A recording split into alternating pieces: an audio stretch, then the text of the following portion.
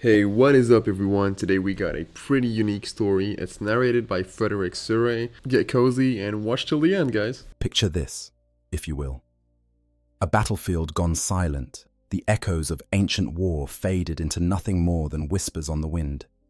Somewhere beneath layers of twisted metal and shattered stone lies a tomb. Not the tomb of a dead warrior, but something far more terrible. Inside this sarcophagus of ceramite and adamantium, suspended in thick, oil-like fluid, floats what remains of a consciousness that has known nothing but the void of dreamless sleep for 2,500 years. This is not just any space marine. This is a warrior of the Alpha Legion, that most mysterious of all the traitor legions, a master of deception, a weaver of lies, a soldier in wars fought with shadows and secrets as much as bolter and blade. Once, this warrior moved through the galaxy with purpose, serving plans within plans that even now remain unknowable. But all of that ended when his body was broken beyond repair, when his shattered form was sealed into the walking tomb called a Dreadnought.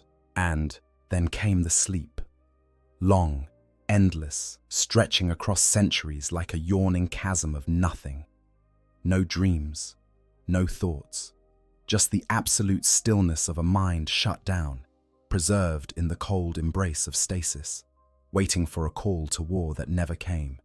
2,500 years. Empires have risen and fallen in that span of time. Entire generations of mortals have lived and died, leaving not even dust behind.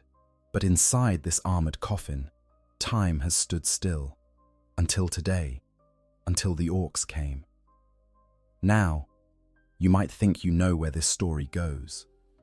You might imagine the noble awakening, the ancient warrior rising to face one last battle with honor and fury.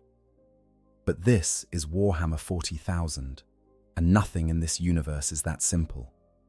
This is not a tale of glory reclaimed. This is something far stranger, far more terrible, and in its own twisted way, far more darkly amusing than you might expect. What happens when the galaxy's most cunning warriors meet the galaxy's most brutally simple-minded Xenos? What happens when sophisticated technology, designed by the finest artificers of the Imperium, falls into the hands of creatures who think the best way to make something work better is to paint it red and add more dakka? What happens when a consciousness steeped in secrets and schemes awakens to find itself at the mercy of beings who wouldn't know subtlety if it hit them with a power claw? The answer, as we're about to explore, is a nightmare wrapped in dark comedy, a tragedy that reads like a cosmic joke, and a scenario that perfectly encapsulates the grim darkness of the far future where there is only war. This is the story of what happens when an Alpha Legion Dreadnought, silent and still for 25 centuries, becomes the newest toy in an Ork warband's arsenal. We're going to take this journey together, exploring every angle of this bizarre and horrifying scenario. We'll delve into the shadowy history of the Alpha Legion, understanding what made them unique among their traitor brothers. We'll examine the terrible reality of Dreadnought internment, that half-life between death and service that even the most devoted space marines fear. We'll learn about the Orks themselves, those green-skinned philosophers of violence who have turned warfare into an art form and a religion combined. And then we'll watch as these forces collide in the most unexpected way possible. We'll witness the discovery, the violation, the transformation, and the awakening. We'll explore what it means to be torn from the void of unconsciousness into a reality more bizarre than any nightmare. We'll consider the indignity, the horror, and yes, the strange, dark humor of this situation. This is not a quick tale to be told.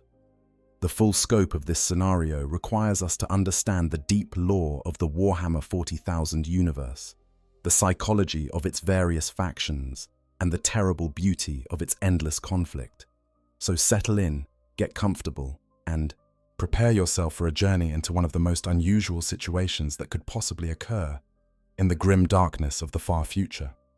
Let's begin with the Alpha Legion themselves.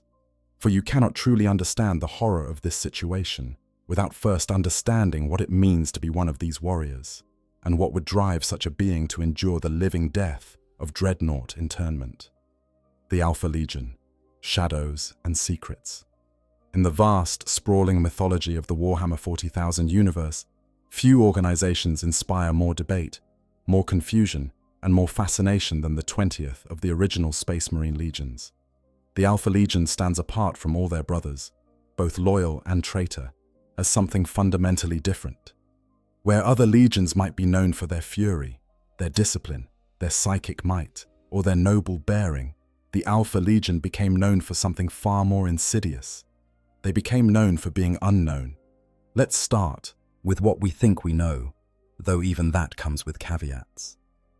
The Alpha Legion was created during the Emperor's grand project to reconquer the galaxy for humanity, one of 20 legions of superhuman warriors, each designed to embody certain martial virtues. They were assigned to the role of saboteurs, infiltrators, and intelligence operatives. While their brother legions waged war with massed armies and overwhelming firepower, the Alpha Legion fought in the shadows, undermining enemy forces before the first shot was ever fired. Their Primarch, Alfarius, was among the last to be discovered by the Emperor, and his reunion with his legion came later than most. But here's where things get complicated, because the Alpha Legion has a secret that sets them apart from every other legion. Alfarius had a twin, Omegon, and the two were so identical that they could seamlessly switch places. This wasn't just a matter of appearance. Through some quirk of genetics or warp-spawned sorcery, the twin Primarchs could share thoughts, experiences, and identities. This set the tone for everything the Alpha Legion would become. If even their Primarch was a deception, how could anything about the Legion be taken at face value? The answer, as Imperial scholars and Inquisitors have discovered over the millennia, is that nothing about the Alpha Legion can be taken at face value, ever. The Legion adopted tactics that seemed almost heretical to the more straightforward Space Marine chapters. They didn't just fight with their enhanced warriors. They employed vast networks of human operatives, cultists, and agents who had been psycho-conditioned to absolute loyalty. These operatives could be anyone, anywhere. A planetary governor might be an Alpha Legion agent. A merchant shipping grain across star systems might be feeding intelligence back to the 20th Legion.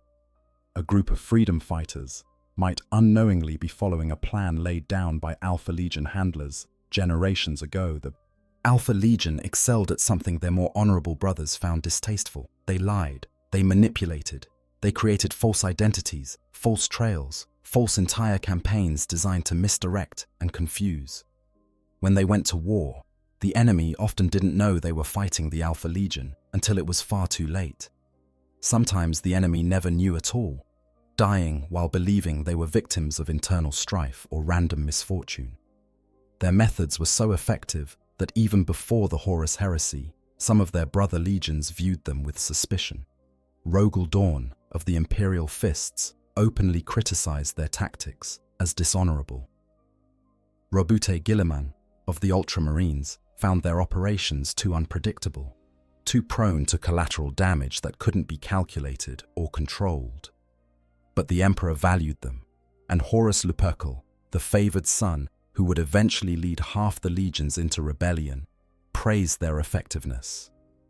And then came the heresy itself, and this is where the Alpha Legion's story becomes truly inscrutable. According to most historical records, the Alpha Legion sided with Horus and turned traitor against the Emperor. They participated in the campaign against the Imperium. They fought against their loyalist brothers, and when Horus's rebellion failed, they fled into the Eye of Terror with the other traitor legions. But the truth, if such a thing exists, where the Alpha Legion is concerned, is far more complex. Before they turned, Alfarius and Omegon were allegedly approached by an ancient alien organization called the Cabal. These Xenos presented the twin Primarchs with a terrible choice and a terrifying prophecy. They claimed that if Horus won the war, the traitor War Master would eventually destroy himself and all of chaos with him. But if the Emperor won, chaos would slowly consume humanity over 10,000 years. Did the Alpha Legion turn traitor to save humanity by ensuring Horus's victory? Were they playing an impossibly long game, betraying their father to serve his ultimate goals? Or did they simply use this as an excuse to indulge in the chaos and power that came with rebellion? We don't know. Even 10,000 years later, the Alpha Legion's true allegiance remains a mystery. What we do know is that in the millennia since the heresy, the Alpha Legion has operated differently from their fellow traitor legions. They didn't fully commit themselves to any one chaos god. They didn't build demon worlds or raise massive war hosts. Instead, they fragmented into countless independent cells, each pursuing its own missions, its own goals, its own interpretation of whatever grand design Alpharius and Omegon might have laid down. These cells infiltrate Imperial worlds, sometimes spending decades or even centuries in place before activating. They manipulate events from behind the scenes, starting civil wars, arranging for the fall of important leaders, weakening the Imperium's infrastructure in ways that might not be noticed until the damage is irreversible. And they do all of this while maintaining the deepest secrecy about their own operations. An Alpha Legion warrior, more than any other Chaos Space Marine, is trained to blend in, to adopt false identities, to serve plans he might not fully understand. The Legion's famous battle cry, "I am Alpharius," isn't just bravado. It's a statement of philosophy. Every Alpha Legion warrior can claim to be Alpharius. Every warrior becomes part of the Hydra, the multi-headed beast that grows 2 heads for every one that's cut off. This brings us to an important question. What kind of Alpha Legion warrior would end up in a Dreadnought? The internment process requires that the warrior be too valuable to lose, but too wounded to continue fighting in their original body. For most chapters, this means legendary warriors, heroes whose names are known across entire sectors. But the Alpha Legion doesn't work that way. Their heroes don't seek glory. Their names aren't recorded in great halls of remembrance, so perhaps our Dreadnought was an operative who knew too much, who carried intelligence so valuable that even his shattered body had to be preserved.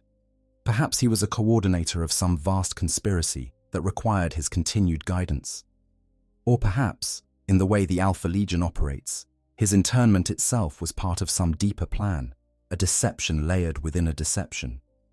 Whatever the reason, at some point, 25 centuries ago, this warrior's body was broken. Maybe it happened during an infiltration mission gone wrong. Maybe during a raid on an Imperial facility. Maybe an open battle, which the Alpha Legion did engage in when necessary, despite their preference for shadows. The specifics don't matter. What matters is that his chapter, his warband, his handlers, decided he was too valuable to let die. So they sealed him in the armored sarcophagus of a Dreadnought.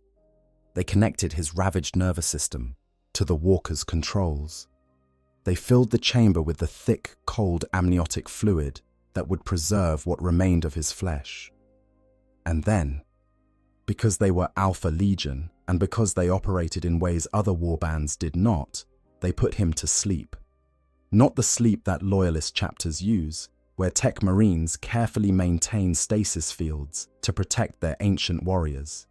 The Alpha Legion, like all the traitor legions, lost access to much of that technology when they turned from the Emperor. No, this was a cruder sleep, achieved through whatever combination of drugs, neural dampeners, and warp sorcery they had available. It was sleep, but it came at a cost. For 2,500 years, this consciousness drifted in the void. The warrior inside the sarcophagus knew nothing of the passage of time. He experienced no dreams, no thoughts, no awareness. He simply ceased to exist in any meaningful sense while his body, or what remained of it, was kept alive by machines that hummed and gurgled in the darkness. We have to understand what those years meant. When this warrior closed his eyes for the last time before the long sleep, the Horus heresy was still in living memory. The Emperor had only recently been entombed on the Golden Throne. The Imperium was still reeling from the wounds of civil war. the galaxy was a different place. And now, 25 centuries later, everything has changed. The Imperium has ossified into something the Emperor might not even recognize. New threats have emerged. Old enemies have evolved. The very nature of warfare has shifted. But our sleeping warrior knows none of this. To him, no time has passed at all. One moment he was being sealed into his tomb, and the next will be whenever he wakes. If he wakes at all. Because the thing about Chaos warbands is that they're not particularly good at record keeping. They don't maintain careful archives of their assets. They don't perform regular maintenance on equipment that isn't currently in use.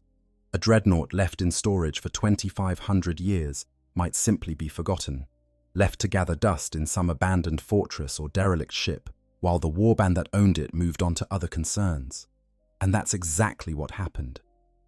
Somewhere along the line, our warrior was abandoned. Maybe his warband was destroyed in battle. Maybe they simply left him behind during a retreat. Maybe the location where he slept was captured by the Imperium and then lost again in one of the countless conflicts that rage across the galaxy. The specifics don't matter. What matters is that he was left behind, forgotten, lost to the currents of history. His dreadnought chassis, that walking tank that should have been his new body, became nothing more than a piece of salvage among countless other pieces of salvage. The intelligence locked in his mind, the secrets he carried, the missions he might have been meant to complete, all of it rendered meaningless by simple abandonment. This is the Alpha Legion's curse, in a way. They operate in shadows. They maintain such deep secrecy that sometimes even they lose track of their own assets. How many other Alpha Legion warriors have been lost this way? How many operatives have waited for activation orders that will never come? How many elaborate plans have fallen apart because some crucial piece was misplaced or forgotten? Our warrior became one of these forgotten pieces. For 25 centuries he slept, waiting for a call that would never come, waiting to wake up and continue serving whatever grand design the Alpha Legion had planned, waiting in perfect, absolute darkness while the galaxy turned without him. And then the Orks found him. But before we can understand what that means, we need to understand exactly what a dreadnought is and what it means to be entombed within one.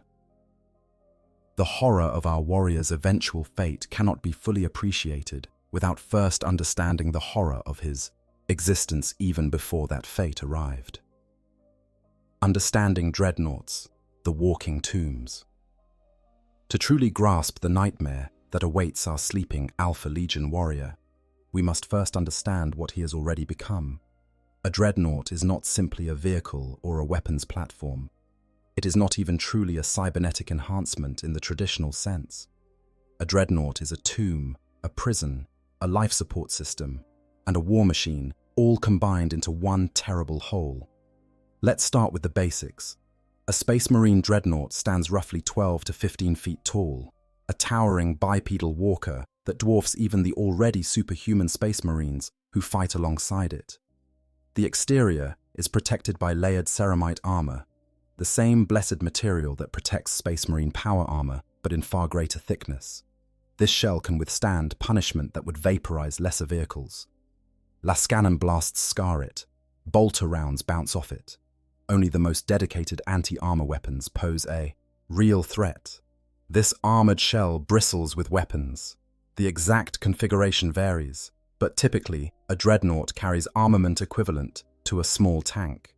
Assault cannons that can shred infantry formations, missile launchers for dealing with armor, power fists capable of tearing apart enemy vehicles in close combat, multi-melters that can punch through bunker walls. The dreadnought isn't just protected like a tank, it hits like one too. But here's what makes a dreadnought truly unique. Inside all that armor, at the heart of the machine, there is a sarcophagus.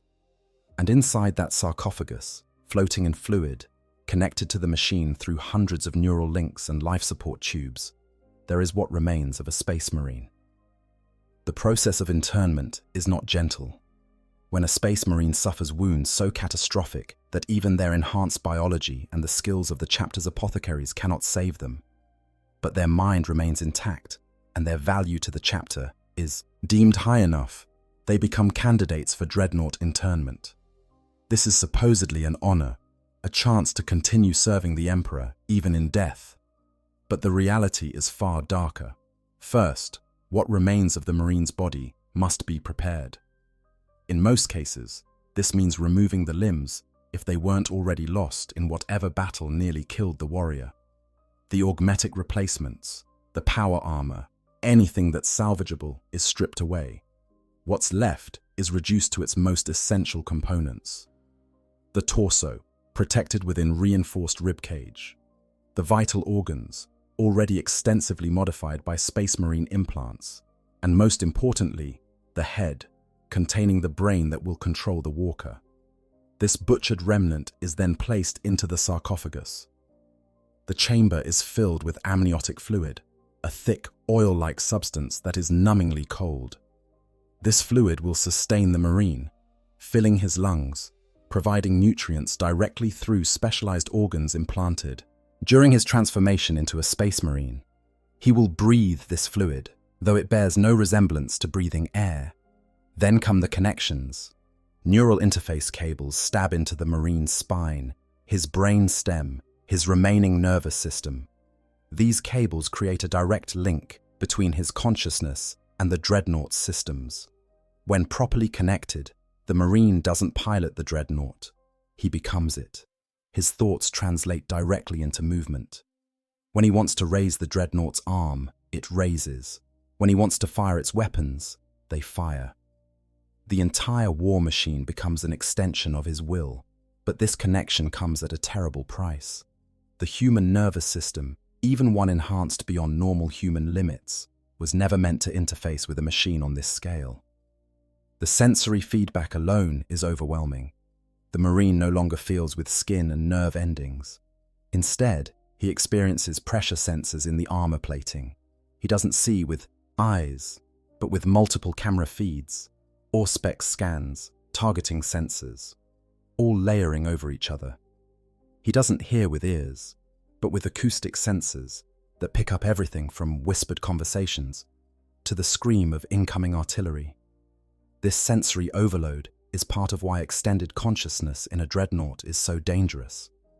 The pilot experiences conditions that the ancient texts describe as lethargy, confusion, dyschronometria, and even senility. Time becomes strange. The flow of information is too constant, too overwhelming. The mind begins to deteriorate under the strain. But it's not just the sensory input that breaks the pilot. It's the awareness of what has been lost. The Marine in the sarcophagus can still feel his body, or the memory of it. He can still feel the phantom pain of his missing limbs. He remembers what it was like to walk on his own legs, to feel the weight of a bolter in his hands, to breathe real air and taste real food. All of that is gone, replaced by this cold mechanical existence. And he cannot leave. Once sealed in the sarcophagus, the Marine is there until death. The connections are permanent. The life support systems are integral to his survival. Removing him from the Dreadnought would kill him within moments. This is a one-way transformation, a final crossing of a threshold from which there is no return. This is why loyalist chapters treat their Dreadnoughts with such reverence and why they allow them to sleep between battles. The sleep, induced through a combination of neural dampeners and stasis technology, is an act of mercy. It spares the ancient warriors from the burden of consciousness, from the slow degradation of their minds under the constant strain of existence as a war machine. They wake for battle, fight with the accumulated skill of centuries or even millennia, and then return to blessed unconsciousness. But even this mercy has its limits. Each time a Dreadnought wakes, there is a risk that it won't be quite the same. Memories fade, personality traits erode. The warrior becomes less human and more machine with each passing century. Eventually, if the Dreadnought survives long enough, what wakes is barely recognizable as the Marine who was first interred.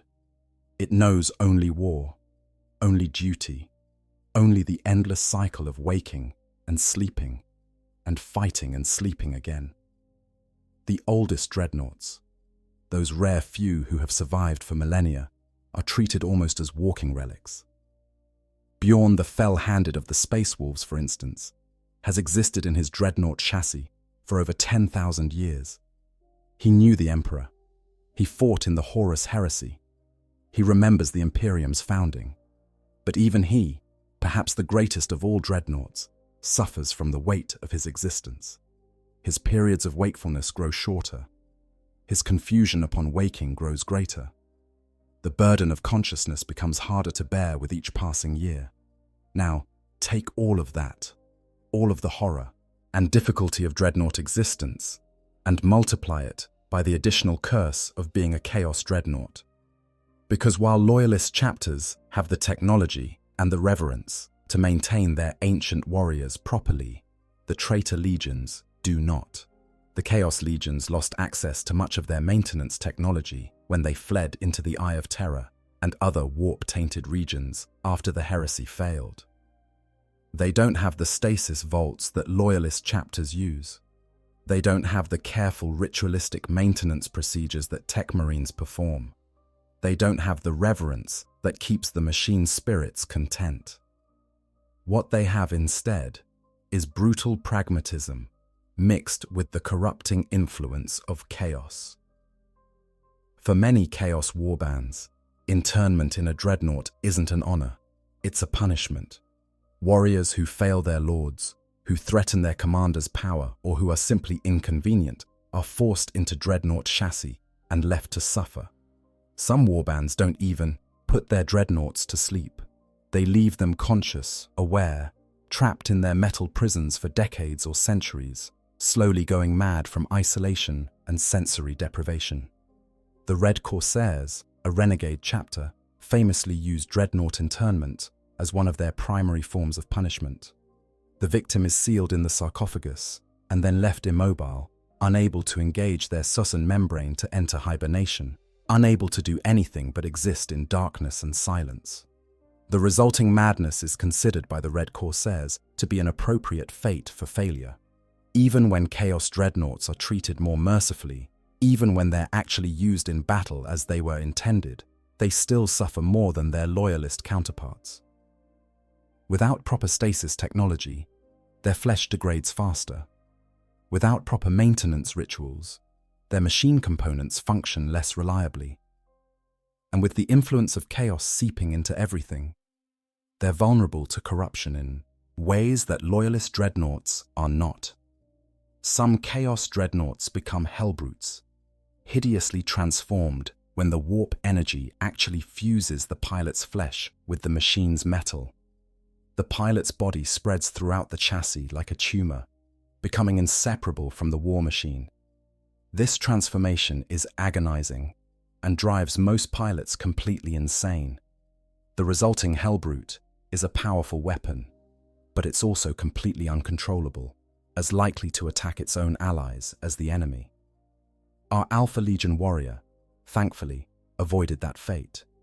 His chassis remained a more traditional dreadnought pattern, probably one of the Contemptor designs that date back to the Heresy era itself. These older patterns are more sophisticated than the later Imperial designs, incorporating technology that has since been lost. They're also sturdier, better able to withstand the passage of time without degradation. But that sophistication comes with its own problems. The older dreadnought patterns require more complex maintenance. They need rare components that are difficult to replace. When something breaks, it stays broken, unless the warband has access to the increasingly rare expertise needed to repair it. And for 2,500 years, our warrior's dreadnought received no maintenance at all. No one checked the seals on his sarcophagus. No one replenished the amniotic fluid or calibrated the neural interfaces. No one tested the life support systems or verified the integrity of the armor plating. The walking tomb that should have been kept in pristine condition, ready to wake at a moment's notice, was instead abandoned and forgotten. Think about what that means. For 25 centuries, our warrior floated in fluid that was slowly degrading, its chemical composition drifting from optimal as years turned to decades turned to centuries. His neural interfaces accumulated microscopic damage from simple age and lack of use. The seals around his sarcophagus meant to keep him in a controlled environment slowly lost their integrity. Dust and moisture and time worked their patient destruction on every component of the war machine. But through it all, the core systems kept functioning. The Alpha Legion built their equipment well, and the Contemptor pattern was designed to last. The reactor that powered the Dreadnought, drawing energy from sources we can barely comprehend, continued its work. The life support maintained its basic functions. The neural interface kept its connection to the sleeping mind. And in that sleeping mind, in the consciousness that had been shut down and preserved in the dark, there was nothing. No dreams, no awareness of time passing, no sense of the slow decay happening to the physical systems that kept it alive. Just the absolute void of unconsciousness, stretching on forever, until the Orks came. But to understand why their arrival was such a catastrophe, such a perverse twist of fate, we need to understand the Orks themselves. We need to comprehend what makes them tick, what drives them, and most importantly, how they view technology. Because when these green-skinned philosophers of violence find an ancient war machine, their reaction is very different from what any other race might do. The Orks, nature's perfect warriors. There is a savage joy in understanding the Orks. In a galaxy drowning in grimdark nightmare, where every faction exists in varying states of despair and desperation, the Orks stand out as creatures who are, against all odds, having a good time. They are the galaxy's great unwashed, its uncultured masses, its gleeful vandals, and they are remarkably good at what they do. The Orks are a race of fungal organisms, though you wouldn't know it to look at them. They appear as massively muscled humanoids with green skin, oversized jaws filled with tusk-like teeth, and a physiology that seems designed purely for warfare. An adult Ork typically stands somewhere between 6 and 7 feet tall, though their leaders can grow to truly enormous size. They're stronger than humans by a ridiculous margin, tough enough to shrug off wounds that would kill lesser beings. And they possess a psychology that makes them fearless to the point of stupidity. But here's what makes Orks truly remarkable from a biological standpoint. They don't reproduce the way other species do. Instead, they release spores throughout their life cycle, and these spores grow into new Orks. This means that wherever Orks go, more Orks will eventually follow. You can't eliminate an Ork infestation by simply killing all the visible Orks. The spores they've shed will continue to produce new generations unless you sterilize the environment completely. These spores also produce other organisms in the Orkoid ecosystem. Gretchen, or grots, are smaller, weaker cousins of the Orks, who serve as both slaves and comic relief. Squigs are bizarre creatures that range from attack beasts to living food sources to ambulatory fungi that the Orks use for various purposes. The entire Ork presence on a world becomes a self-sustaining biological system that's incredibly difficult to root out. But the most fascinating thing about Orks isn't their biology, it's their culture, if you can call it that. Orks exist for one purpose: fighting. Not just war in the strategic sense, not fighting as a means to an end, but combat as an end in itself. You know, I've been covering Warhammer for quite a while, and this scenario genuinely fascinates me on a personal level. There's something deeply unsettling about the idea of waking up after thousands of years only to find yourself in a situation that's somehow worse than any nightmare you could have imagined. It's not the gore or the violence that gets me, it's the sheer absurdity mixed with horror. The Alpha Legion are supposed to be these master strategists, always 3 steps ahead, and here's one of their warriors reduced to basically an Ork's favorite toy. That juxtaposition, see that word? Crazy, huh? That juxtaposition between their reputation and this reality, that's what makes Warhammer so compelling to me. It's a universe where literally no one is safe from cosmic level humiliation. But anyways, let's continue with what happens. Orcs fight because fighting is what they do. It's what brings them joy. It's what gives their existence meaning. This might sound simple-minded, and in many ways it is, but it's also a kind of philosophical purity that's almost admirable. An orc doesn't struggle with existential questions. It doesn't worry about the meaning of life or its place in the cosmos. It knows exactly what it's for, and it pursues that purpose with single-minded dedication. In their own crude way, orcs might be the happiest creatures in the entire galaxy. Their society is organized around this principle of constant warfare. The biggest, strongest orc in a group becomes the boss. Other orcs follow this boss because he can beat them up if they don't. The boss leads the group into fights, and if he keeps winning, he stays boss. If he loses or shows weakness, another orc will challenge him and take over. It's a system of pure meritocracy based on violence, and it works remarkably well for them. As orcs fight and win, they grow larger. This isn't metaphorical. Successful orcs literally increase in size, their bodies responding to their victories by growing more powerful. The biggest orcs, the war bosses who lead entire clans or even entire crusades, can stand 10 feet tall or more, towering masses of muscle and violence.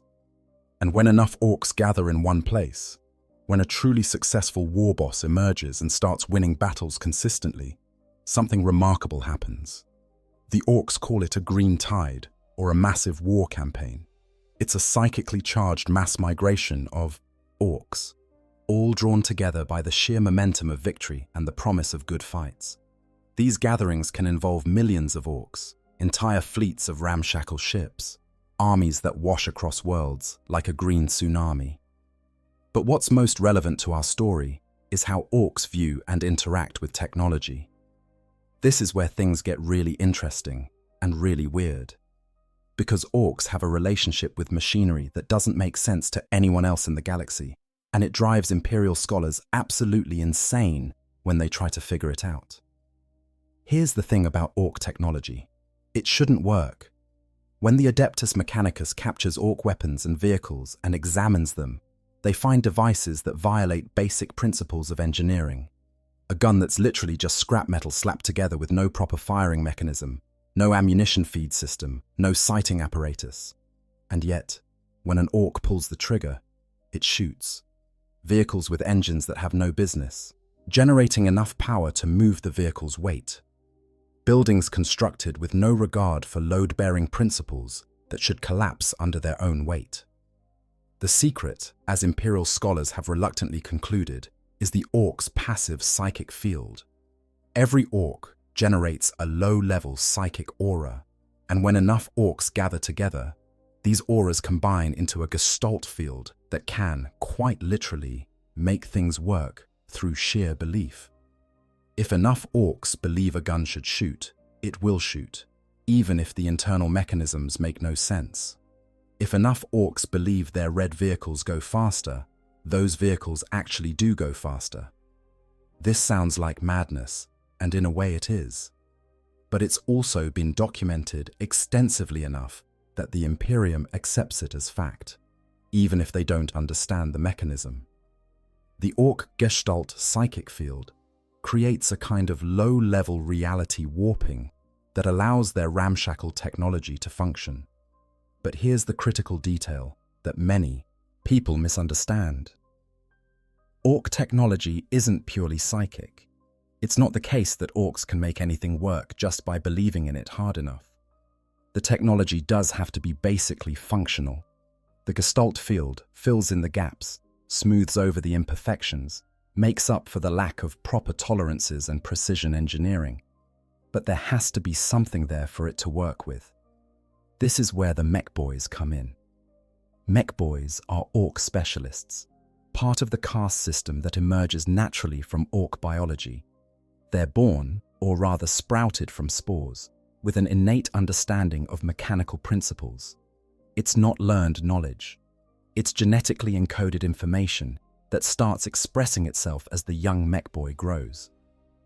A mech boy looks at a pile of scrap and instinctively knows what each piece could be used for.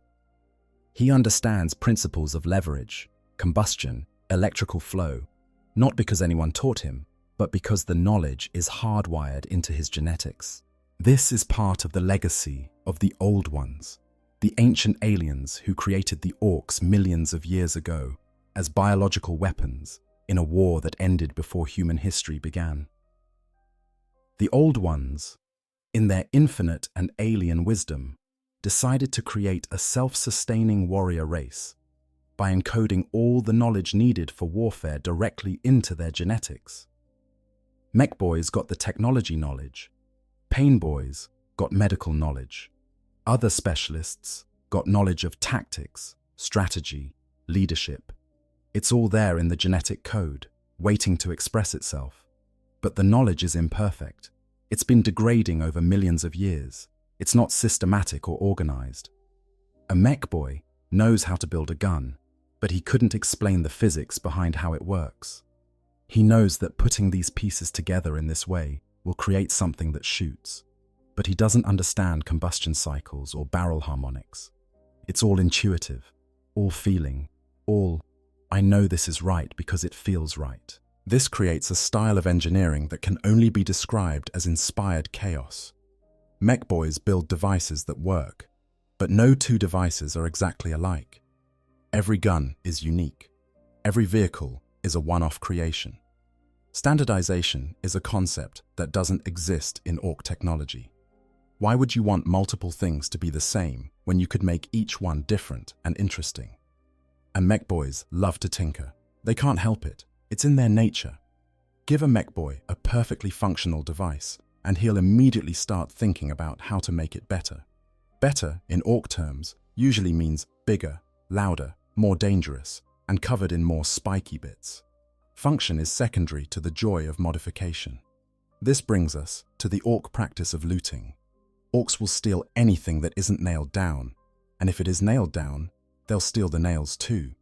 They take equipment from every race they encounter, drag it back to their workshops, and repurpose it. Imperial tanks become looted wagons, covered in armor plates and additional weapons. Captured artillery becomes mech guns. Even sophisticated alien technology from the Eldar or Tau can end up in Ork hands. Though the more delicate and complex the technology, the more likely it is to be broken beyond repair in the looting process. The key to understanding Ork looting is that they don't respect the original design. They don't try to maintain things in their intended form. They see everything as raw materials to be repurposed according to Ork sensibilities. Paint it in loud colors, usually red because the red wounds go faster. Add more guns, because more dakka is always better. Weld on additional armor plating. Cut off anything that looks fancy or complicated.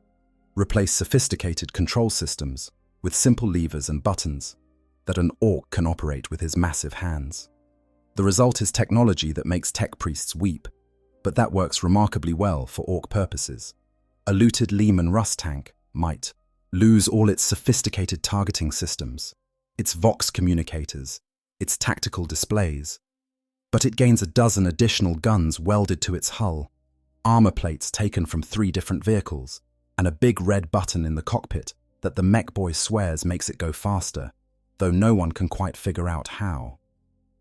Different Ork clans specialize in different types of looting. The Death Skulls clan, whose members are painted blue because blue is lucky, are particularly fond of appropriating other races' equipment. They've developed an almost supernatural ability to loot and repair vehicles in the middle of battle, stripping parts from destroyed vehicles and incorporating them into their own machines, even as the fighting rages around them. The Blood Axes clan, considered somewhat odd by other Orks because they sometimes employ what passes for Orky strategy, will actually steal human uniforms and equipment, using them to sneak into enemy positions before the real fighting starts. They're looked down upon by other Orks for this un-Orky behavior, but it's hard to argue with results when the Blood Axes are the ones opening the gates for the rest of the invasion force. But perhaps no clan loves vehicles and looted technology more than the Evil Sons, devoted followers of the cult of speed. Evil sons paint everything red and constantly seek to make their vehicles faster.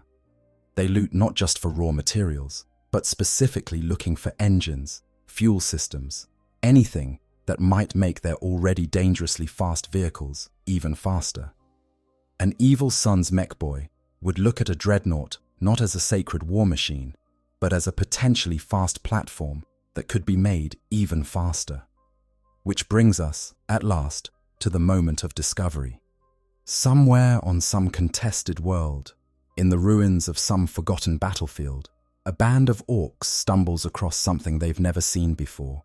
Half buried in rubble, covered in dust and corrosion, its weapons long since depleted and, its systems shut down, sits an ancient contemptor pattern, Dreadnought, bearing the Hydra symbol of the Alpha Legion. To the orcs, this is the greatest gift that Gork and Mork, their brutal and brutally cunning gods, could possibly provide. Because what they've found isn't just salvage, it's a project. And for mech boys, there's nothing better than a really good project. The discovery and the transformation. The exact circumstances of how the orcs find our sleeping warrior don't matter much. What matters is that they find him. Maybe they're looting a battlefield. Maybe they're stripping an abandoned fortress. Maybe they're just wandering through ruins looking for a fight and stumble across something interesting. However it happens, the moment a group of orcs lays eyes on that ancient dreadnought chassis, the die is cast. Imagine the scene from the orc perspective. They're searching through wreckage, looking for anything valuable or useful or just interesting, when one of them spots something that makes his eyes light up. Buried under collapsed masonry, partially hidden by centuries of accumulated debris, there's something big and metal. The orcs start digging, their natural enthusiasm for manual labor overcoming any concern for safety or proper excavation techniques. As they clear away the rubble, more of the dreadnought is revealed. The ornate armor plating, still bearing traces of the Alpha Legion's distinctive blue-green coloring, despite centuries of exposure. The massive weapons mounts, empty now, but still impressive. The sarcophagus itself, that sealed chamber where our warrior sleeps on in unknowing peace. To the orcs, this is the most beautiful thing they've ever seen. One of them, probably a spanner boy or young mech boy, realizes what they've found. "That's one of them dready things," he shouts, his crude understanding of Imperial terminology mangling the word, but getting the concept across. "Like the Yumi Beaky boys use, but bigger and more shooty, or it would be if it had any guns." This pronouncement sets off a frenzy of activity. More orcs gather to see the find. Arguments break out over who saw it first, who gets to claim it, whether they should tell the local big mech right away or try to move it themselves. A few fights probably break out, because orcs will use any excuse for a good scrap. But eventually, organization of a sort emerges. They need to get this thing back to the mech's workshop. That means extracting it from the rubble, which is easier said than done. The dreadnought probably weighs several tons, and the orcs' solution to this problem is characteristically direct. They wrap chains around it, attach the chains to whatever vehicles they have handy, and just start pulling. If the dreadnought gets damaged in the process, well, they were going to take it apart anyway. The journey back to the orc camp is a spectacle. The dreadnought, still powered down, still sealed, is dragged behind a convoy of orc vehicles. Other orcs come out to see what's been found, offering commentary and suggestions. "Need more spiky bits. Paint it red. Make it faster. Stick a rocket on it. No, stick loads of rockets on it."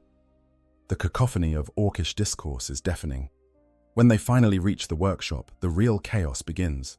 The big mech in charge, let's call him Mech Boss Guts Grabber, because orc names are wonderfully descriptive, surveys the find with the closest thing to joy that his brutish face can manage. He's seen looted Imperial equipment before. He's probably even worked on smaller walkers, maybe even a dreadnought or two from more recent conflicts. But this one is different. This one is older, more sophisticated, built with technology that even the Imperium no longer fully understands. To Gutsgraber, this is the ultimate challenge. This is a machine worthy of his skills, or at least worthy of being taken apart to see how it works. He calls his assistant mech boys and grot helpers, and they get to work. The first step is determining if the thing still has power. Gutsgraber takes some crude scanning device, probably looted from an Imperial facility and heavily modified, and runs it over the Dreadnought's hull. To his surprise and delight, there's still energy in the core reactor. After 2,500 years, the ancient power plant is still functioning, still feeding minimal power to the life support systems and keeping the sarcophagus operational. "This thing's still working," Gutsgraber announces. "That means there might be, and there's an Yumi inside." He taps on the sarcophagus with a wrench, producing a hollow ringing sound. "Still alive too, I think. Can't tell if he's awake or not, but the machines are keeping him going." This discovery changes everything. To the Orks, a dead Dreadnought is just a vehicle to be looted. But a live one? That's entertainment. That's comedy. That's the kind of thing that will make Gutsgraber's reputation as the best big mech in the area. He makes a decision right there that will seal our warrior's fate. "We're gonna wake him up," Gutsgraber declares. But not yet. First, they're going to make this Dreadnought properly Orky. They're going to modify it, improve it, customize it according to their own aesthetic. And then, when it's ready, they'll activate it and see what happens. The transformation that follows is both a technical marvel and an absolute nightmare from any rational engineering perspective. Gutsgraber and his team start by stripping off anything that looks too fancy or complicated. Sophisticated targeting systems, ripped out, too difficult to maintain, intricate servo mechanisms, replaced with cruder but more robust Ork equivalents, elegant armor plating, covered over with additional plates welded on at random angles, making the Dreadnought look like it's wearing a patchwork coat of random scrap. But they keep the core systems intact, because even Orks can recognize when something is beyond their ability to improve. The reactor stays. The neural interface stays, though Gutsgraber doesn't fully understand what it does. The sarcophagus itself remains sealed, because breaking it open might kill the pilot. And where's the fun in that? Then comes the customization. This is where the Orks really get creative. They need to add weapons, because the Dreadnought's original mounts are empty. What they choose reveals a lot about Ork design philosophy. On one arm, they mount a massive shooter, probably cobbled together from parts of several different weapons. It's got barrels from a heavy bolter, a firing mechanism from an autocannon, and an ammunition feed system that looks like it was designed by someone who had heard the concept of belt-fed weapon, explained third-hand and imperfectly. It shouldn't work, but it will, because Orks built it, and Orks will believe it works. On the other arm, they attach what they call a mega chopper, which is Ork terminology for any large close combat weapon. This one looks like someone took a power fist, removed all the sophisticated force field generators, and replaced them with spinning saw blades and a claw made from sharpened scrap metal. It's crude, but it'll tear through armor just fine. They paint it red, of course, because red makes things go faster. The entire chassis gets a new paint job, applied with about as much care as you'd expect from creatures using brushes the size of mops and paint. That's probably toxic to anything more delicate than an Ork. The Hydra symbol of the Alpha Legion is covered over. The sophisticated markings that indicated this Dreadnought's history and honors are obliterated. In their place, crude glyphs in the Orkish language, announcing that this is now the property of mech boss Gutsgraber, and anyone who disagrees can take it up with his mega chopper. They add spikes, because Orks love spikes. They add what passes for Ork iconography, crude images of Gork and Mork rendered in welded metal. They add exhaust vents that weren't there before, because Orks think vehicles should produce lots of smoke and noise. They add at least one big red button in the cockpit, because every proper Ork vehicle needs a mysterious button that does something, even if nobody's quite sure what. And then, as a final touch, they rig up a sound system. Because if this thing's going to fight for the Orks, it needs to make proper Orky noise. They wire in a collection of speakers scavenged from various sources and set them to blast a constant stream of what Orks consider music. It's a cacophony of grinding metal, explosion sounds, weapon fire, and Ork voices bellowing their war chants. It's loud enough to be heard from a mile away. It's perfect. The transformation takes days, maybe weeks. The Orks aren't in a hurry. They're enjoying the process, each modification a source of pride and argument. Other Orks from the warband come to offer suggestions, which usually means telling Gutsgrabber he's doing it wrong and getting into a fight about proper modification techniques. Grots scurry around the worksite, fetching tools and parts, occasionally getting squashed when something heavy falls. Throughout all of this, our warrior remains asleep, completely unaware that his noble war machine is being systematically violated by Xenos, who see it as nothing more than a fun project. The sarcophagus is never breached. The life support continues its work. The neural interfaces maintain their connections to his sleeping mind. But everything else, everything that made this a sophisticated piece of heresy-era technology, is being transformed into something that would make a warpsmith weep and a tech marine scream in horror. Finally, Gutsgrabber steps back to admire his work. The Dreadnought, if it can still be called that, now looks like something that belongs in an Ork warband. It's covered in red paint and crude decorations. It's bristling with weapons that weren't there before. It's got additional armor plates welded on at angles that make no structural sense, but somehow look appropriately dangerous. The whole thing vibrates slightly from the idling reactor, and the speakers are already humming with potential noise. "Now," Gutsgrabber says, a terrifying grin spreading across his brutal features. "Let's wake up Yumi and see what happens." This is the moment where everything changes. This is the moment where our warrior's peaceful sleep of 25 centuries comes to an end. And what follows is something that no amount of training, no amount of experience, no amount of Alpha Legion cunning could possibly prepare him for. The terrible awakening. Consciousness returns. After 25 centuries. There is a moment, right before full consciousness returns, where the mind exists in a state between sleep and waking. For a human, this might last a few seconds, a brief fuzzy period before full awareness comes flooding back. For a space marine awakening from Susan membrane, hibernation, it might last a minute or two as enhanced biology kicks back into full operation. For a Dreadnought pilot, especially one who's been asleep for an extended period, this liminal state can stretch for what feels like hours. Our warrior experiences this slow return to consciousness without any context for how long he's been asleep. His last memories, the ones that surface first in the murky depths of returning awareness, are of being sealed into the sarcophagus. He remembers the cold touch of the amniotic fluid as it flooded the chamber. He remembers the sharp pain as neural interfaces stabbed into his spine. He remembers the final words spoken to him by whoever was overseeing his internment, probably something about how he would be awakened when needed. That was, from his perspective, moments ago. The sleep held no dreams, no sense of time passing. So when awareness begins to return, he naturally assumes he's being awakened for some mission his handlers have deemed important.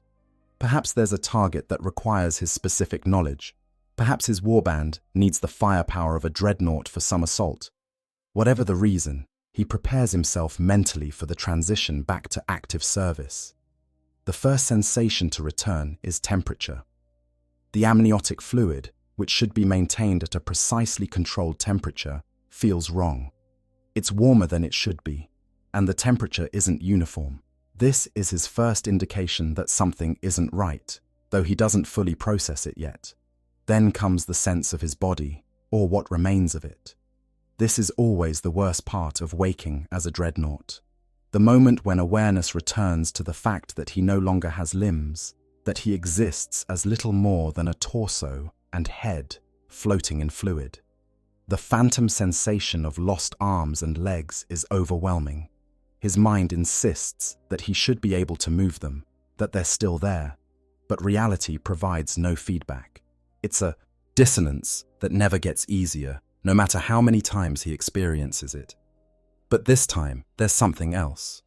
The neural interfaces, which should provide clean, clear connections to the Dreadnought systems, feel different, corrupted somehow. The signals are noisy, filled with static and interference that shouldn't be there. He tries to access the visual feeds from the Dreadnought's sensors, attempting to see where he is, but the image that comes through is distorted and strange. This is when the first hint of panic begins to set in. Something is very wrong. The systems don't respond the way they should. The feedback he's receiving doesn't match his expectations. And there's a sound, a horrible, grinding, pulsating sound that's coming through the acoustic sensors. It's like nothing he's ever heard before. Guts Grabber, watching the Dreadnought's power readings spike as its pilot begins to wake, grins even wider. "Here we go, boys!" he shouts to his assembled audience. Because of course there's an audience. Half the warband has gathered to watch this. Waking up a captured Yumi in a dready thing is entertainment, and Orks don't want to miss the show. As consciousness continues its slow return, our warrior tries to activate the vocal systems. He needs to communicate, to find out what's happening, to contact whoever is supposed to be overseeing his awakening. The vocal synthesizer, which should translate his thoughts into mechanical speech, produces a sound, but it's not the crackling, authoritative voice he remembers. Instead, what emerges is a distorted, warbling screech that even he doesn't recognize. "He's trying to talk!" one of the watching Orks shouts, to general laughter from the crowd. Full consciousness arrives like a thunderclap. Neural pathways that have been dormant for 2,500 years suddenly come alive all at once. The connections between his mind and the Dreadnought system snap into full function, and he gets his first, complete sensory picture of his situation. And nothing makes sense. The visual feed shows him a scene that he can't immediately process. Green faces, massive and brutal, staring at him from multiple angles. Crude metal structures that look like someone's attempt at architecture failed halfway through. And everywhere, the color red. The Dreadnought's optical sensors, which should be providing clean tactical data, are showing him what appears to be a nightmare made manifest. His audio sensors are picking up a cacophony unlike anything in his experience. The grinding, pulsating music is coming from speakers that have been wired directly into the Dreadnought's hull. He can't turn it off. It's just there, a constant assault of noise that makes coherent thought difficult. And over that noise, he can hear voices. Brutal, crude voices speaking in a language he recognizes but wishes he didn't. Ork voices. He's surrounded by Orks. The full weight of this realization crashes down on him like a physical force. Somehow, impossibly, he's been captured by greenskins. His Alpha Legion training kicks in, trying to assess the situation, trying to determine how this could have happened and what his options are. But the sheer wrongness of everything he's sensing makes it hard to think clearly. He tries to access the Dreadnought's movement systems, attempting to stand, to orient himself, to do anything that might help him understand his situation better. The chassis responds, but not the way it should. The servos are making wrong sounds. The balance is off. The weight distribution doesn't match his memory. What have they done to his Dreadnought? "Ha! He's getting all wiggly!" Guts Grabber shouts, delighted. "Must be confused, thinking he's somewhere else. Oi, Yumi, welcome to the warband!" The Ork's voice comes through the audio sensors with perfect clarity, and our warrior feels something he hasn't felt in longer than he can remember. Horror. Not the existential. Horror of his existence as a Dreadnought. Not the horror of battles fought against impossible odds. This is a more personal, more immediate horror. The horror of realizing that his worst nightmare has come true. He's been looted. The Alpha Legion warrior tries to speak again, this time forming actual words through the vocal synthesizer. What? Where? But the system isn't calibrated properly anymore. What comes out is a barely intelligible electronic scream. "Can't understand you, Yumi!" one of the Orks shouts. "Speak up!" He tries to access the Dreadnought's tactical systems, looking for any information about his situation, about how long he's been unconscious, about where he is. But most of those systems have been ripped out. Where there should be sophisticated sensor arrays and data processing units, there's just empty space or crude Ork replacements that provide almost no useful information. The panic is building now, overwhelming his training and discipline. He's been asleep. But for how long? How did he end up in Ork hands? Where is his warband? What happened to the Alpha Legion assets that should have been guarding him? The questions multiply faster than he can process them. He manages to get control of the visual sensors well enough to look down at himself, and what he sees sends a fresh wave of horror through his consciousness. His Dreadnought, his sacred chassis, has been painted red, crimson red, and it's covered in crude Ork glyphs and decorations. His armor, which should be displaying the sophisticated livery of the Alpha Legion, looks like something a scrap dealer rejected. "Yeah, we prettied you up nice," Gutsgrabber says, following the Dreadnought's gaze. "Painted you red to make you faster. Added some choppy bits and shooty bits. You're gonna love it." The warrior's mind reels. This can't be happening. This isn't real. It's some kind of nightmare, some side effect of awakening from extended sleep. But the sensory input is too detailed, too persistent. This is real. This is actually happening. He tries to move again, this time with more force, attempting to activate the Dreadnought's full range of motion. He manages to take a step, then another. The movement is wrong, though. The Dreadnought is heavier than it should be, loaded down with additional armor and weapons that weren't there before. The balance is completely different. But he can move. That's something. "Ooh! He's up and walking!" The Orks sound delighted, like children watching a new toy activate for the first time. Our warrior tries to speak again, forcing control over the vocal systems through sheer will. I am a warrior of the Alpha Legion," he manages to say, the words coming out in a crackling, distorted version of Gothic. "You will release me immediately." The Orks find this hilarious. They laugh, they point, they slap each other on the backs. "He thinks he's in charge. That's adorable. Tell him again about being released. I want to hear. How funny it sounds." Gutsgrabber steps forward, walking right up to the Dreadnought's visual sensors so his brutal face fills the entire field of view. "Listen up, Yumi. You belong to us now. We found you. We fixed you up. And now you're going to fight for us. You're an Ork war machine now. Well, sorta. You're still an Yumi inside, but the outside is proper Orky." The implications of this statement hit our warrior like a bolt around. They expect him to fight for them, to serve in their warband like some kind of captured weapon, to betray everything he is, everything he's ever been, everything the Alpha Legion stands for. The rage comes then, building from somewhere deep in what remains of his body. This is unacceptable. This is an insult beyond measure. He is a warrior of the Alpha Legion, a veteran of campaigns that these primitive Xenos couldn't begin to comprehend. He has secrets locked in his mind that could topple governments, knowledge of operations spanning decades and worlds. He is not some simple weapon to be used by greenskins. He activates the weapon systems, or tries to. His consciousness reaches for the assault cannon that should be mounted on his right arm, intending to end this farce in a storm of fire. But the assault cannon isn't there.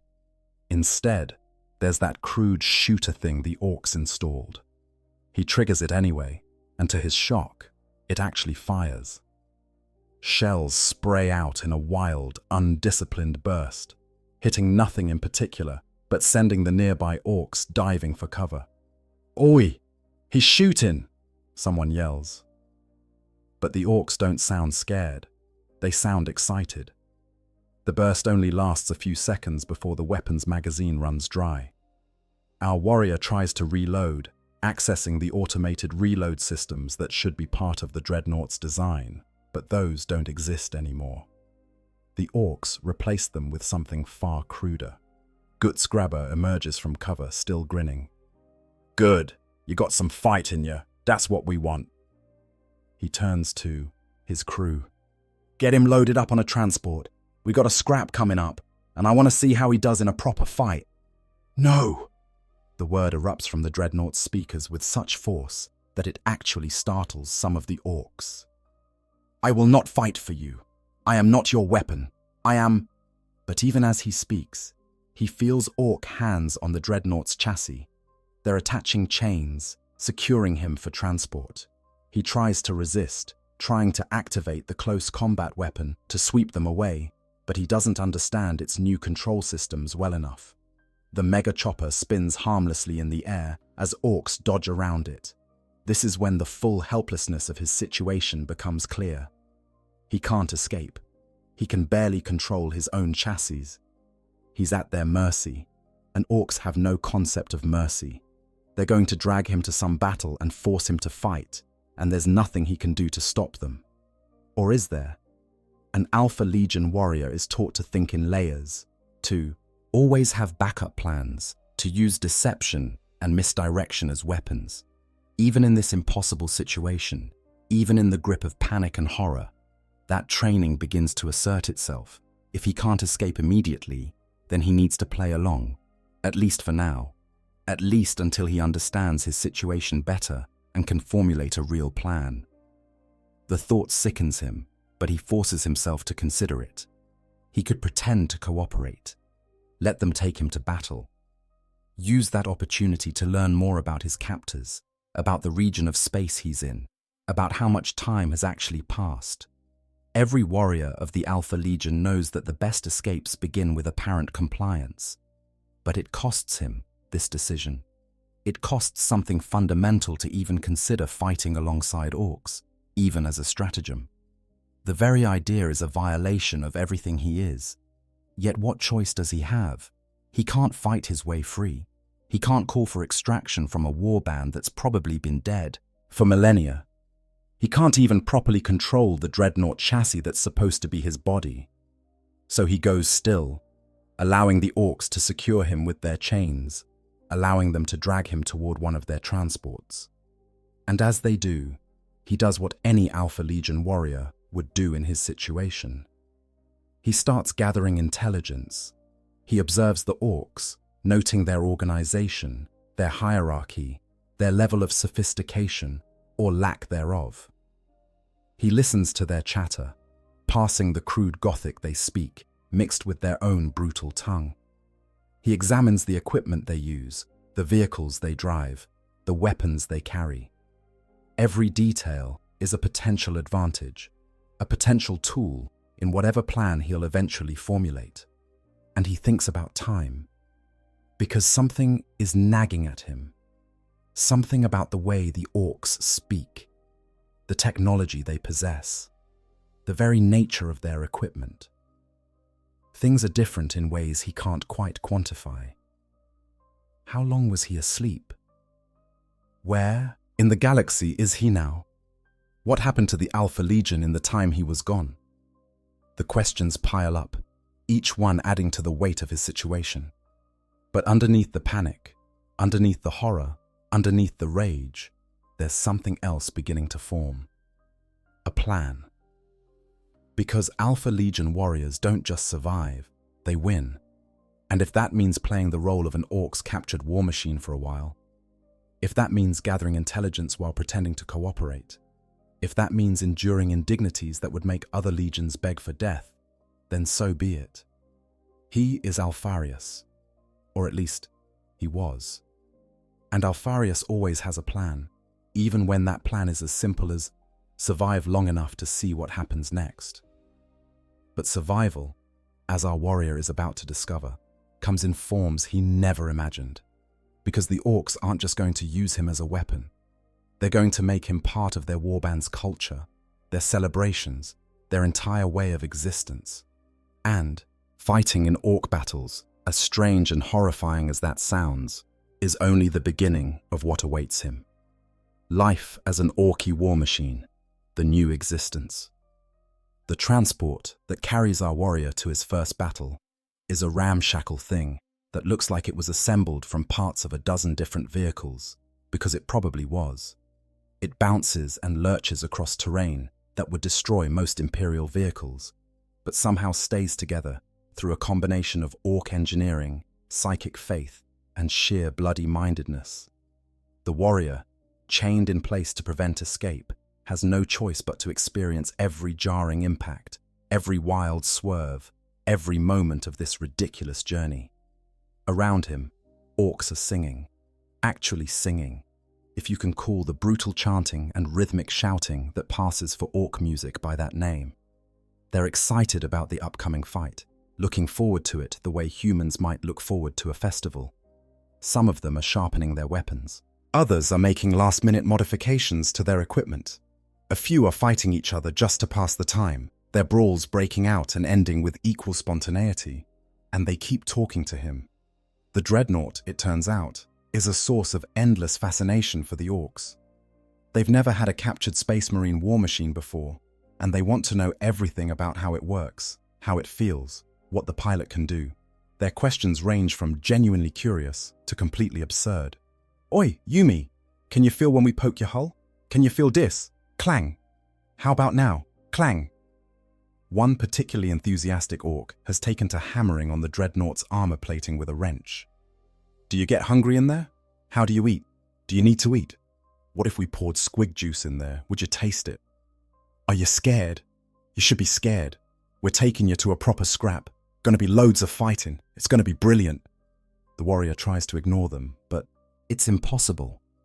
The constant noise, the endless questions, the sheer alien wrongness of being surrounded by orcs who treat him like a combination of weapon, curiosity, and entertainment.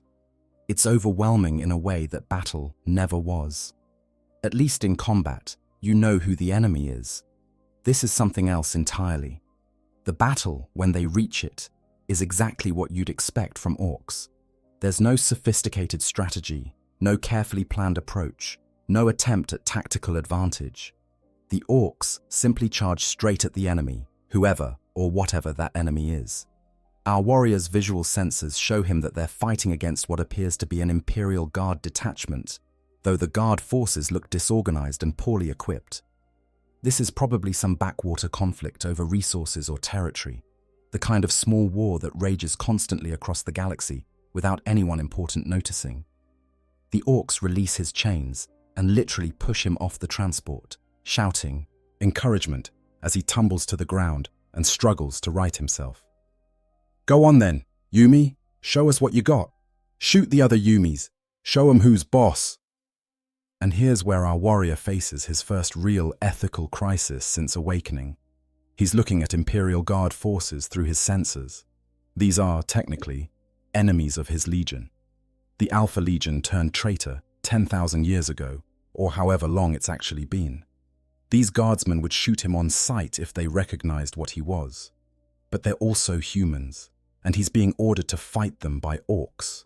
Every instinct screams at him to turn his weapons on the greenskins, to use this opportunity to break free, to attack his captors, rather than comply with their orders. But those same instincts, trained by years of Alpha Legion doctrine, tell him that would be suicide. There are hundreds of orcs here. He's one Dreadnought with unfamiliar weapons and barely functional systems. If he turns on them now, they'll tear him apart, and his chance of eventual escape dies with him. So he makes a choice that sickens him. He engages the Imperial Guard. The first shot he fires in orc service is perhaps the most shameful moment of his existence. The crude shooter mounted on his arm bursts to life, shells tearing into a guardsman position. He can hear their screams through his audio sensors. He can see them die, and he hates himself for it. But he doesn't stop, because stopping means revealing his unwillingness to fight, and that means the orcs might decide he's not useful enough to keep around. So he continues, moving through the battlefield with the practiced efficiency of a veteran, even as everything inside him rebels against what he's doing. The orcs are delighted. They cheer him on, shouting encouragement and suggestions. That's it, Yumi. Get 'em good. Use the chopper. The chopper's always fun. More daka. Give 'em more daka. Our warrior discovers something horrible during this battle. The Dreadnought, even in its modified state, is effective. The crude orc weapons are powerful.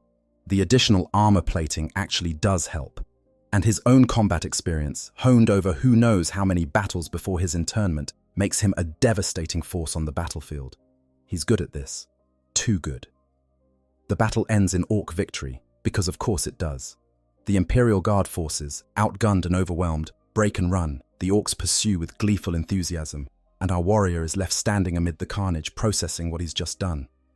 "That was brilliant." Gutsgrabber appears beside the Dreadnought, slapping its leg with affection that would dent normal armor. "You fight good for a new me.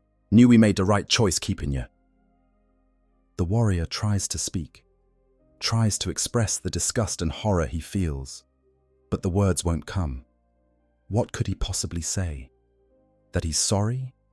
That he had no choice? That he's already planning his escape? Any of those would just amuse the Orcs or make them suspicious. So instead, he says nothing. And that nothing becomes the pattern for his existence going forward. Because this, it turns out, wasn't an isolated incident. This is his life now. The Orcs take him to battle after battle, sometimes against Imperial forces, sometimes against other Orcs, sometimes against Xenos species he doesn't even recognize, and each time he fights. Because the alternative is to refuse and die, and some part of him, some stubborn core of survival instinct, refuses to give up. Between battles, his existence takes on a strange rhythm. The Orcs keep him in Gutsgrabber's workshop, chained when not in use, surrounded by the constant noise and chaos of Orc engineering. The big mech continues to tinker with him, adding new modifications, improving systems that didn't need improvement, painting over sections that get scraped in battle. The other Orcs treat him as a combination of mascot and weapon. They talk to him, tell him about their day, share their plans for upcoming fights. They don't seem to care that he rarely responds. In fact, they interpret his silence as appropriate Orky stoicism. "He's a proper hard git, he is," one of them explains to a newcomer to the warband. "Don't say much, just fights. That's how you know he's good." Our warrior begins to learn things about his captors that he never expected. Orcs, for all their brutality and simplicity, have a kind of culture. They have social hierarchies, traditions, even a twisted form of honor among themselves. They argue constantly about proper fighting techniques, the best way to modify weapons, which of their gods would win in a fight. It's alien and wrong and completely at odds with everything the warrior knows, but it's also fascinating in its own horrible way. He also begins to understand just how much time has passed. Through careful observation and questions to the Orcs, phrased as casual conversation to avoid raising suspicion, he pieces together clues, the technology being used, the references to historical events, the very nature of the Imperium that the Orcs discuss. All of it points to a period far beyond what he could have imagined. The Horus Heresy is ancient history. The Emperor has been on the Golden Throne for 10,000 years. The galaxy has changed in ways that make his head spin. And the Alpha Legion? Nobody seems to know much about them. They're mentioned occasionally as one of the traitor legions, but with no special emphasis, no indication that they're any more or less significant than the others. He has been forgotten, not just abandoned, but erased by time itself.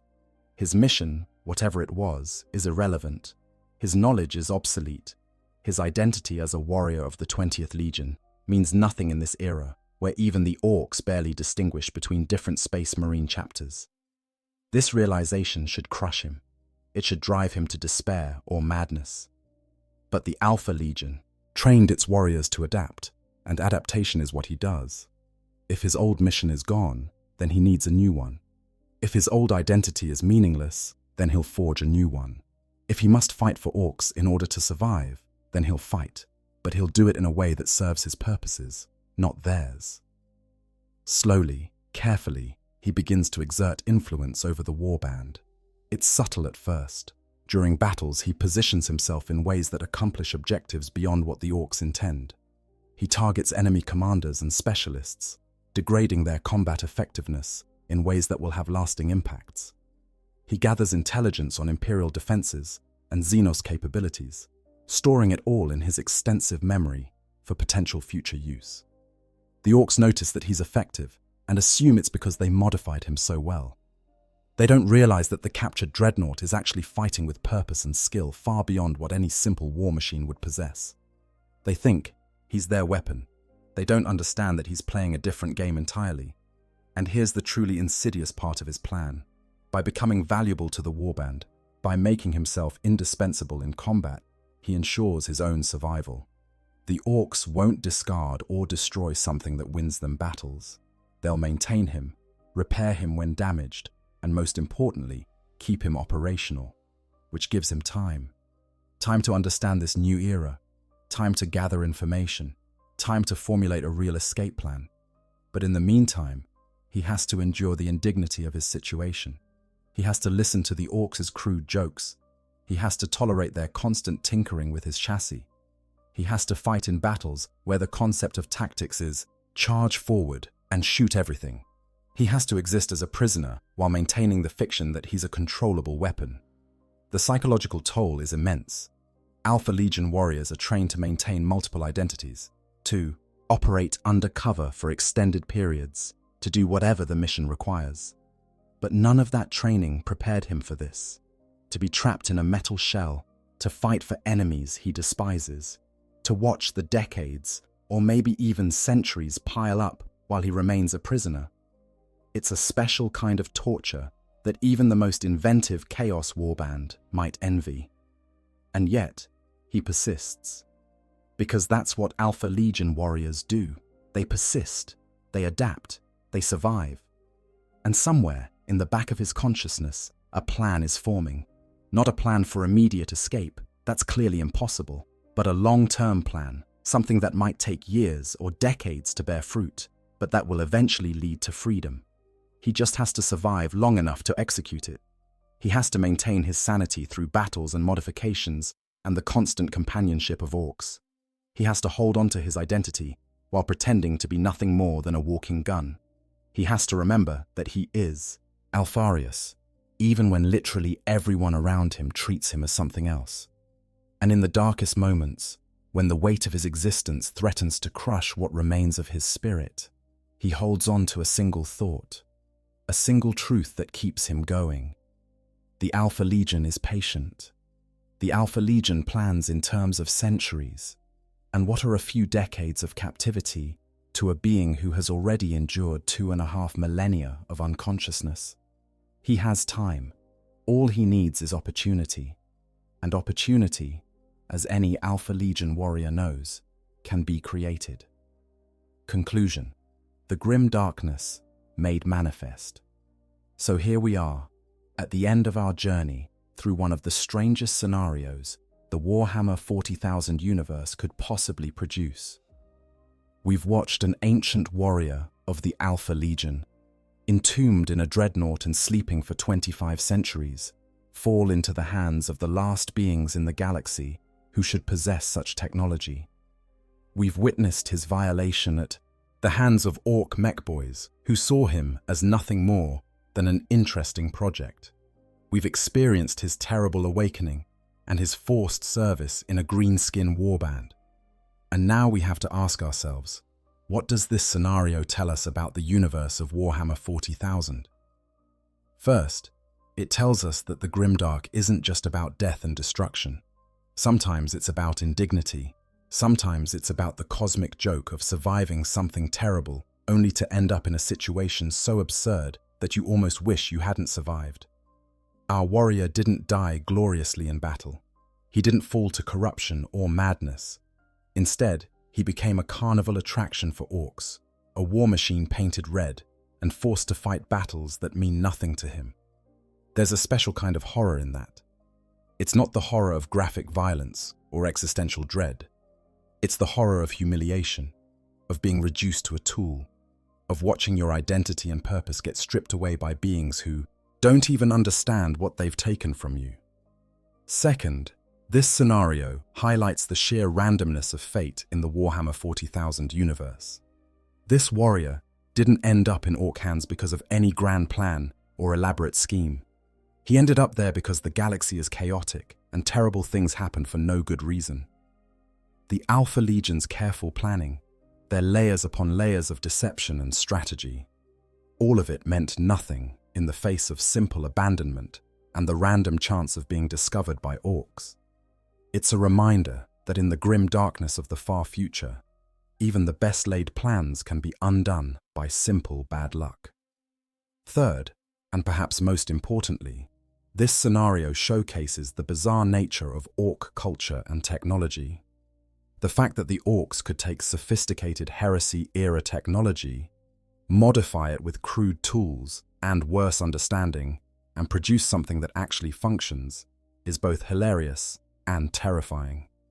It speaks to the fundamental wrongness of how Orks interact with reality, how their collective belief can overcome basic physical laws. From a certain perspective, what the Orks did to our warrior is no different from what they do to any looted equipment.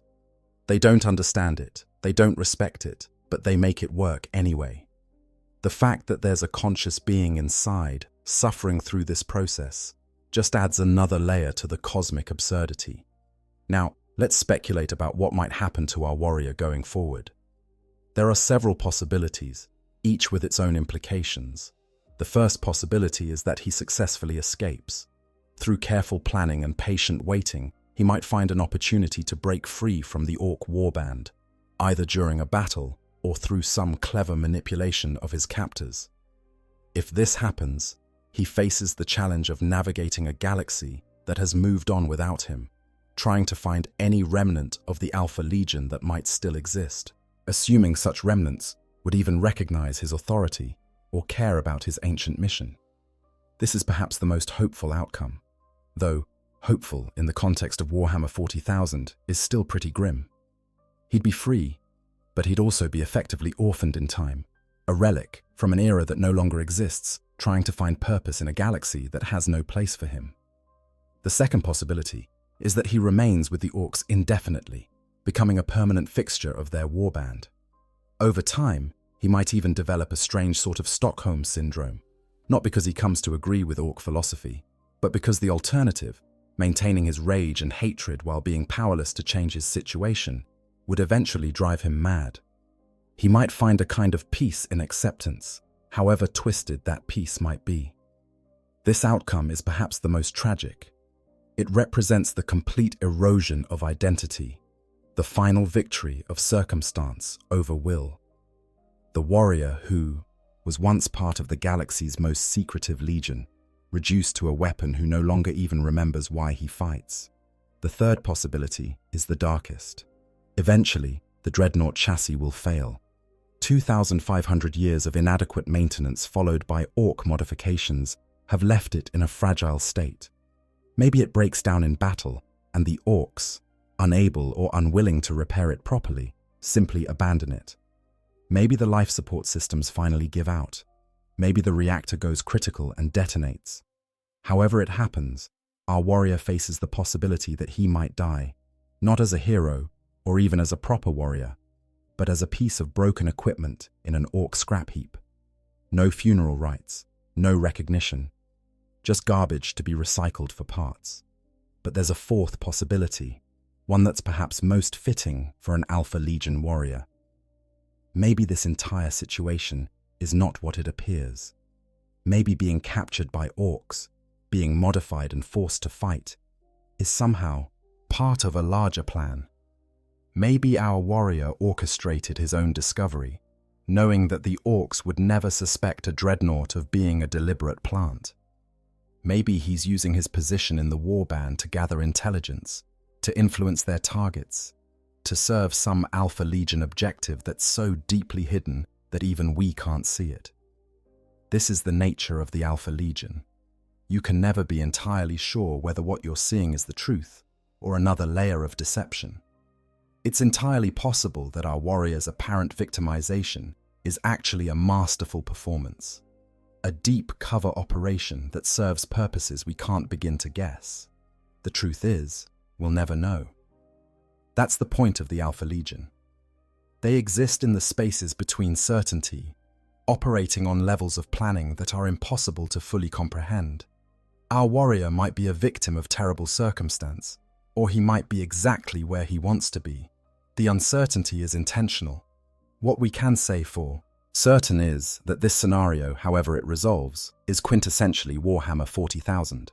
It combines the tragedy of individual suffering with the absurdity of a universe gone mad.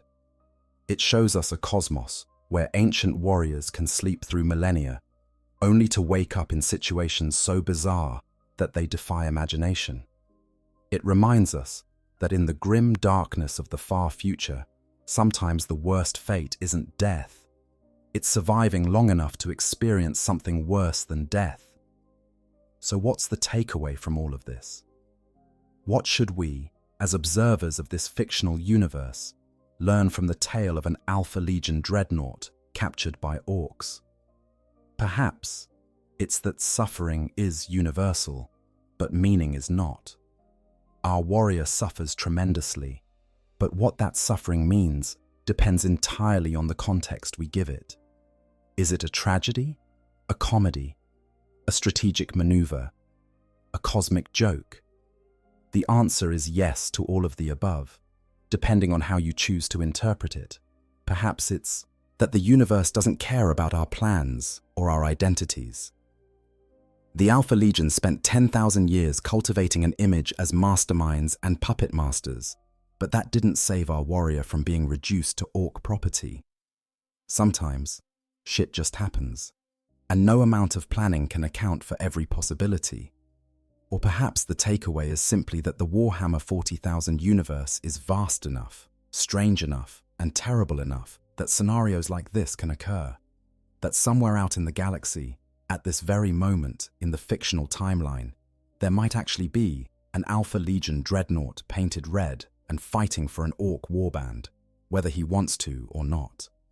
And isn't that a perfect encapsulation of what makes this universe so compelling? The fact that we can conceive of such a bizarre scenario, work through all its implications, and realize that it's not just possible, but perfectly consistent with the setting's established lore. That's the genius of Warhammer 40,000. It's a universe where literally anything can happen, no matter how strange or terrible or darkly comedic. So the next time you're looking at your orc army on the tabletop, consider adding a heavily modified dreadnought painted in garish red. Call it a looted war machine, or Gutsgrabber's prize, or whatever orky name amuses you. And when your opponent asks about it, tell them this story. Tell them about the Alpha Legion warrior who slept for 25 centuries only to wake up as orc property. Tell them about the grim darkness of the far future, where there is only war. And sometimes, that war includes indignities worse than death itself. Thank you all so much for joining me on this deep dive into one of the strangest scenarios we could explore in the Warhammer 40,000 universe. I hope you found it as fascinating and disturbing and darkly amusing as I did. If you enjoyed this exploration of what happens when orcs capture an ancient Alpha Legion Dreadnought, please give this video a like. It helps the channel grow and lets me know that you want more of this kind of content. And if you really want to support the channel, please consider subscribing. We do deep dives into Warhammer lore every week, exploring the strange corners of this universe and asking questions that nobody else thinks to ask. We've got so much more planned, including more scenarios like this one, more faction deep dives, and more explorations of what makes Warhammer 40,000 such a rich and endlessly interesting setting. I'd love to hear your thoughts in the comments. Do you think our Alpha Legion warrior could ever escape? What would you do in his situation? Have you ever run a game or read a story with a similar premise? Share your ideas, your theories, your own bizarre Warhammer scenarios. The community discussion is half the fun of exploring this universe. Until next time, remember, in the grim darkness of the far future, there is only war. And sometimes that war includes being painted red by orcs and forced to shout, "Wah!" whether you want to or not. Stay grimdark, everyone. I hope you guys enjoyed the story. Make sure to hit the subscribe, like, share button, whatever you want. Give me some feedback if there's any. And yeah, sleep well.